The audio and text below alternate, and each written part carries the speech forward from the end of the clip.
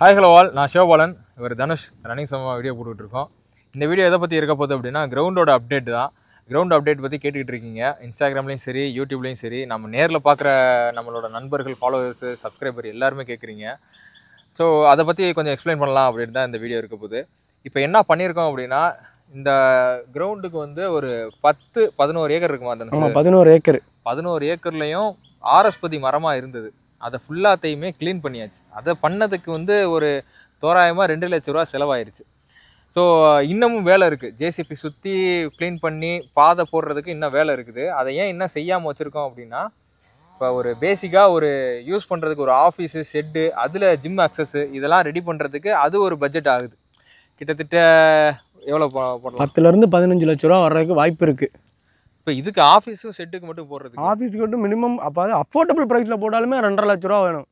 2.5 லட்ச ரூபா. அதாவது அஃபோர்டபுள் ப்ரைஸில், அதாவது மினிமம் பட்ஜெட்டில் போடுறனா கூட ஒரு செட்டு, ஒரு ஆஃபீஸு, அதாவது ஒரு 15க்கு 10 இல்லைனா 12 அந்த செக்மெண்ட்டில் போட்டு ஒரு ஃப்ளோரிங் மேட்டு எல்லாம் ரெடி பண்ணுற மாதிரி இருந்தால் மினிமம் 2.5 லட்ச ரூபாயாவது வேணும். கீழே தளம் போடணும், ஃப்ளேவர் பிளாக் போட்டுட்டு சைடில் பிரிக் வாலில் பில்ட் பண்ணிவிட்டு மேலே செட்டு. ஏன்னா இந்த வெயில், இந்த இடத்துல வந்து வெயில் அடிச்சிச்சுன்னா உள்ளே இருக்க முடியாது. ஸோ அதனால் வாலில் போட்டோம்னா நல்லாயிருக்கும். உள்ளே கொஞ்சம் நேரம் இருக்கலாம், காலையில் பகலில் இருக்கலாம், நைட்டில் ஒரு ஆள் தூங்கலாம் அப்படின்றதுக்கு மாதிரி ஐடியா பண்ணியிருக்கோம். இப்போ வந்து ஃபஸ்ட்டு பேப்பர் ஒர்க் எப்படி ஆரம்பிச்சிச்சு அப்படின்னா, இதுக்கு வந்து ஃபஸ்ட்டு லீஸ் அக்ரிமெண்ட்னு ஒன்று போடணும். டாக்குமெண்ட் அரேஞ்ச் பண்ணுறதுக்கு 1 வாரம் ஆச்சு. டாக்குமெண்ட்டை ரெஜிஸ்டர் பண்ணுறதுக்கு 11,000 ரூபா செலவு. ரெஜிஸ்டர் பண்ணி முடிச்சாச்சு. இப்போ லீஸ் அக்ரிமெண்ட் போட்டாச்சு. லீஸ் அக்ரிமெண்ட்டுக்கு அடுத்து என்ன செய்யணுன்றது எங்களுக்கு தெரியல. என்ன சொல்லியிருந்தாங்க அப்படின்னா, பார்ட்னர்ஷிப் டீடு, அதாவது 2 பேர் சேர்ந்து தான் இதை வந்து ஒரு பிஸ்னஸ் ஃபார்மாக ஆரம்பிக்கிறோம் அப்படின்றதுனால சிங்கம் அயன்மேன் அகாடமி பேரில் வந்து பார்ட்னர்ஷிப் டீடு, அது வந்து என்னோடய ஃப்ரெண்டு ஒருத்தர் மூலியமாக அதை நான் ரெடி பண்ணிட்டேன். 100 ரூபா பத்திரம் 5 பத்திரத்தில் ரெடி பண்ணி அடித்து நாங்களே கையெழுத்து போட்டு அது வந்து ஒரு பேங்க்கில் போய் அப்ரோச் பண்ணுறதுக்காக இதை மூவ் பண்ணோம். இது இன்பிட்வீன் டைமில், இந்த டைமில் என்ன ஆயிடுச்சு அப்படின்னா, இந்த வேலைகள் லேட் ஆனதுக்கு காரணம் என்னன்னு பார்த்தீங்க அப்படின்னா, இதுக்கு நாங்கள் பெண்டிங் அமௌண்ட் வந்து இந்த க்ளீன் பண்ணதுக்கு ஒரு 40,000 ரூபா பெண்டிங் இருந்தது. 44,000 ரூபாயா? ஆமாம், 44,000 ரூபா பெண்டிங் இருந்தது. நாங்கள் என்ன சொல்லியிருந்தோம், ஷெட்டெல்லாம் போட்டுட்டு கடைசியாக கொடுக்குறோம் அப்படின்ற மாதிரி தான் சொல்லியிருந்தோம். அப்புறம் உடனே வேணும் அப்படின்ற மாதிரி லேண்ட் ஓனர் கேட்டோடனே எனக்கும் ஒன்றும் பண்ண முடியல. அதாவது காலையில் கேட்குறாரு, மத்தியானத்துக்குள்ளே அரேஞ்ச் பண்ணணும். ஸோ என்ன செய்கிறதுன்னு தெரியல. எனக்கு தெரிஞ்சவங்கள்ட்ட ஒருத்தவங்கள்ட்ட போய் ஒரு சின்னோண்டு ஒரு கோல்டை வாங்கி அப்படியே வச்சுட்டு, இவன் வீட்டில் இருக்கிறவங்கள்ட்ட ஹெல்ப்பு கேட்டு அங்கங்கன்னு வாங்கி 40,000ன்றது ஒரு செகண்டில் பெறட்டுறது எங்களுக்கு பெரிய அமௌண்ட்டு. ஸோ அதனால ரொம்ப சிரமம். அந்த நாள் வந்து அந்த நாளில் இருக்கிற அதில் அந்த நாளை வந்து மீண்டு வர்றதுக்கு கிட்டத்தட்ட ஒரு 2 to 3 நாள் ஆகிப்போச்சு. என்னடா அது, நம்ம யாருக்கோ எப்படியோ ஹெல்ப்லாம் பண்ணியிருக்கோம். அந்த சிச்சுவேஷன் வந்து நமக்கான சிச்சுவேஷன் அந்த இடத்துல அமைய மாட்டேங்குது. ரொம்ப ஒரு மன வருத்தம். அதாவது அவனும் மன உளைச்சல் ஆகிட்டான், நானும் மன உளைச்சல் ஆகிட்டேன். அதாவது பணன்ற விஷயத்தை தவிர்த்துட்டு ஒரு விஷயத்தை செய்யும்போது எந்தெந்த டிப்ரெஷன்லாம் வருதுன்றதை ஃபேஸ் பண்ணி ஆகணும். நீங்கள் சில பேருக்கு ஒவ்வொருத்தவங்களுக்கு ஒவ்வொரு பிஸ்னஸ் பண்ணும்போது அவங்களுக்கு ஏற்றாப்புல வரும். இப்போ நானுமே தொழில் பண்ணிக்கிருக்கேன். ஆனால் தொழில் பண்ணிக்கிறதால எல்லா விஷயத்தையும் ஃபேமிலிக்குள்ளே கொண்டாட முடியாது இல்லையா? ஸோ இந்த இடத்துல அந்த 40,000 ரூபாயை ரெடி பண்ணுறதுக்கு எவ்வளோ கஷ்டப்பட்டோம்னு அந்த ஒரு நாள் வந்து ரொம்ப சிரமமாக இருந்துச்சு. முடியாதுன்னு கிடையாது, 40,000 ரூபா பெரிய அமௌண்ட்டு. அது முடியாதுன்றதெல்லாம் ரெண்டாவது. காலையில் கேட்ட தோரணை உடனே கொடுக்க சூழ்நிலைன்றது தான் எங்களுக்கு. நம்ம வேறு பிளான் வச்சுருந்தோம். பார்ட்னர்ஷிப் டீடு போடுறது, லீஸ் அக்ரிமெண்ட் போடுறது, அடுத்து வந்து ட்ரஸ்ட்டுக்கு ஏதாச்சும் ஒரு ஃபார்ம் பண்ணுறதுக்கு என்ன ப்ராசஸ், லீகல் ப்ராசஸ் என்ன, நம்ம ஷெட்டு போடுறதுக்கு என்ன செய்கிறது அப்படின்ற மாதிரி யோசிச்சுட்டு இருக்கும்போது இது வந்து வந்தோடனே அது ஒரு 3-4 நாள் லேக் ஆகிட்டு அப்படியே நின்று போச்சு. இப்போ நான் என்னோடய ஃப்ரெண்ட்ஸு இன்ஜினியராக ஒர்க் பண்ணுற ஆள் எல்லாத்தையும் கூட்டிகிட்டு வந்து இடத்த காட்டி இந்த இடத்துல ஷெட்டு வேணும் அப்படின்ற மாதிரி கொட்டேஷன் கேட்டுக்கிட்டு இருக்கேன். ஸோ இப்போ அப்படி தான் போய்கிட்டு இருக்குது. இப்போ என்ன செய்ய போகிறோம் அப்படின்னா, பேசிக்காக ஒரு தளம் போட்டு ஒரு ஷெட்டு போட போகிறோம். அதுக்கப்புறம் அதே பேரலில் நம்ம ட்ராக்குக்கு ரோலர் விட்டு உருட்டி என்ன செய்யறதுன்றத பார்த்துக்கிட்டு இருக்கோம்.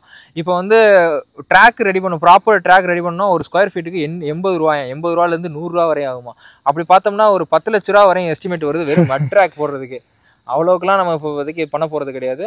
இன்னுமே ஃப்யூச்சரில் வந்து காசு கிடச்சிச்சு அப்படின்னா நம்ம சிந்தட்டிக் தான் டேரெக்டாக, அது வரையும் இந்த மட் ட்ராக் தான். ஸோ இதுக்கு இப்போ வந்து திருவண்ணாமலையிலேருந்து நமக்கு ஒரு ஆர்கிடெக்சர் வந்திருக்காரு. நமக்கு வந்து ஃபாலோவர் டிசைன் பண்ணி தரேன், இதை வச்சு ப்ரொப்போசல் ரெடி பண்ணி இங்கே வந்து அப்ரோச் பண்ணி பாருங்கள் அப்படின்னு சொல்லி ஹெல்ப்புக்கு வந்திருக்காங்க.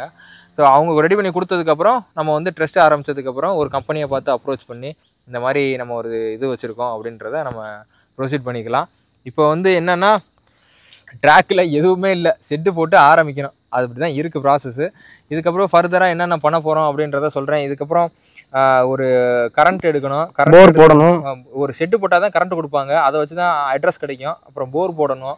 இங்கே வந்து தங்குறோம் வைக்கிறோம் ப்ராக்டிஸ் பண்ணுறோம் அப்படின்னு நாங்களே ப்ராக்டிஸ் பண்ணுறோம் அப்படின்னா கூட அந்த ட்ராக் இருந்தால் தான் பண்ண முடியும். ஸோ இதுக்கெல்லாம் வந்து ஒரு குறிப்பிட்ட ஒரு 5 லட்ச ரூபாயாச்சும் எங்களுக்கு பேசிக்காக தேவைப்படுது. அந்த 5 லட்ச ரூபாய்க்கு நான் இந்த லீஸ் அக்ரிமெண்ட்டையும் பார்ட்னர்ஷிப் டீலையும் எடுத்துகிட்டு போயிட்டு ஒரு பேங்க்கில் போய் அப்ரோச் பண்ணுறேன் அப்படின்னா முத்ரா லோன்னு ஒன்று கொடுக்கலாம். அப்படி இல்லை அப்படின்னா டிக்கில் போயிட்டு தொழில் மையத்தில் போயிட்டு ஒரு 10 லட்ச ரூபா ஸ்கீம்லேருந்து ஆரம்பிக்குது. அதில் போய் கேட்கலாம்.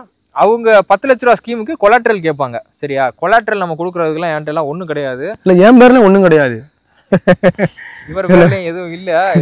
ஃபேமிலி இதில் இருக்குது. ஆனால் ஃபேமிலிக்காரங்க இப்போ நினச்சா போடலாம். என்கிட்ட ஃபேமிலிலையும் எதுவும் கிடையாது, அதனால போடுறது கஷ்டம்.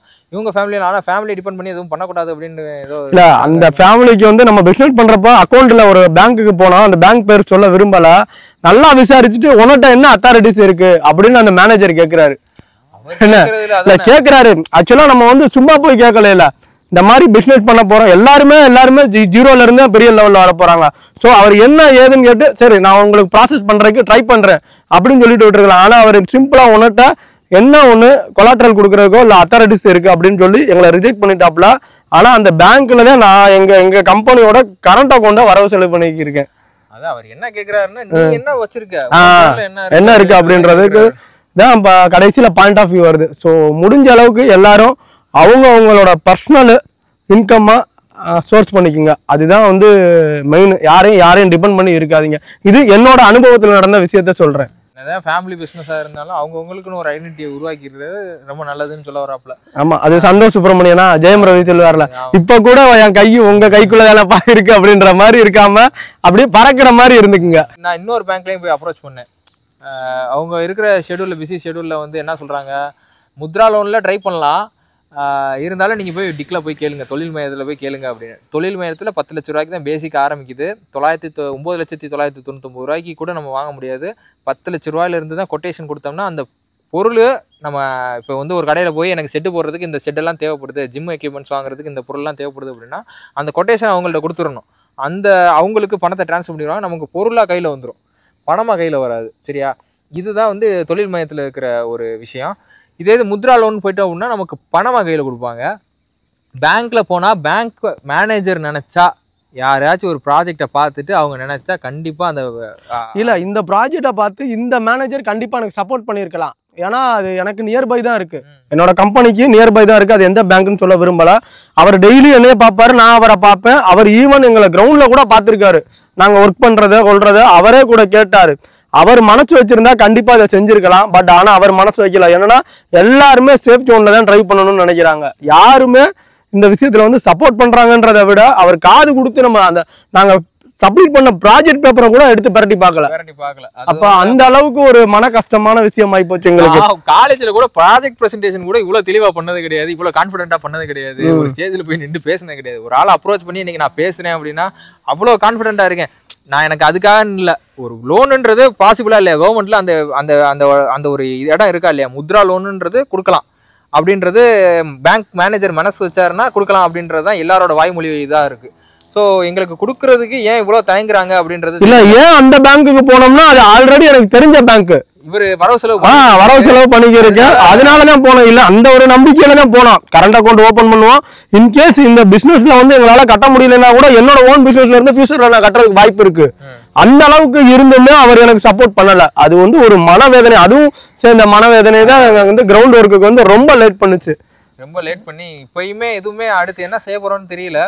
திருப்பி நான் இன்னும் ஒரு 4-5 பேங்க்குக்கு போய் அப்ரோச் பண்ண போறேன். தொழில் மையத்தில் போய் அடுத்து ஜிஎம் வந்தாங்கன்னா உங்க ப்ராஜெக்டை வந்து கொட்டேஷனோட கொண்டு வந்து கொடுங்க அப்படின்ற மாதிரி சப்மிட் பண்ணுங்க அப்படின்ற மாதிரி சொல்லியிருக்காங்க. பேங்க்ல போய் ஃபர்தரா இன்னும் மூவ் பண்ண போறேன். அப்படி இல்லை அப்படின்னா நமக்கு தெரிஞ்ச நண்பர்கள் வந்து கொஞ்சம் பண உதவி பண்றேன்னு இருக்காங்க. அவங்க மூலியமா இப்போதைக்கு ஒரு ஷெட்டு, ஒரு சின்ன சின்ன ஜிம் எக்யூப்மெண்ட்ஸை வாங்கி உள்ளக்க தங்குற மாதிரி இருக்கிற மாதிரி ஒரு ஆஃபீஸ் செட்டப் ஆரம்பிச்சிட்டோம் அப்படின்னா இதில் ஒரு பிஸ்னஸ் கொண்டு வரணும். இப்போ சிங்கம் மேன் அகாடமிக்கு apparels, T shirt, water bottle, training plan இதெல்லாம் க்ரியேட் பண்ணி அது மூலியமாக கொஞ்சம் சேல் பண்ணோம்னா அது மூலிமா வர வருமானத்தில் கொஞ்சம் கொஞ்சமாக கிரவுண்டை டெவலப் பண்ணலாம். ஸோ இந்த மாதிரி தான் ஐடியா பண்ணியிருக்கோம். இதுதான் கிரவுண்டுக்கு இருக்கிற இப்போதைக்கு இருக்கிற அப்டேட்டு. உங்களுக்கு ஃபர்தராக வந்து கிரவுண்டை வந்து கொஞ்சம் ஒரு 4-5 பேர் வந்து ப்ராக்டிஸ் பண்ணுற அளவுக்கு, ஒரு ஆள் தங்குற அளவுக்கு நான் ரெடி பண்ணிவிட்டு கண்டிப்பாக எல்லாத்தையும் நான் அழைக்கிறேன். கண்டிப்பாக வரணும், வந்து எல்லாரோட சப்போர்ட் எங்களுக்கு தேவைப்படுது.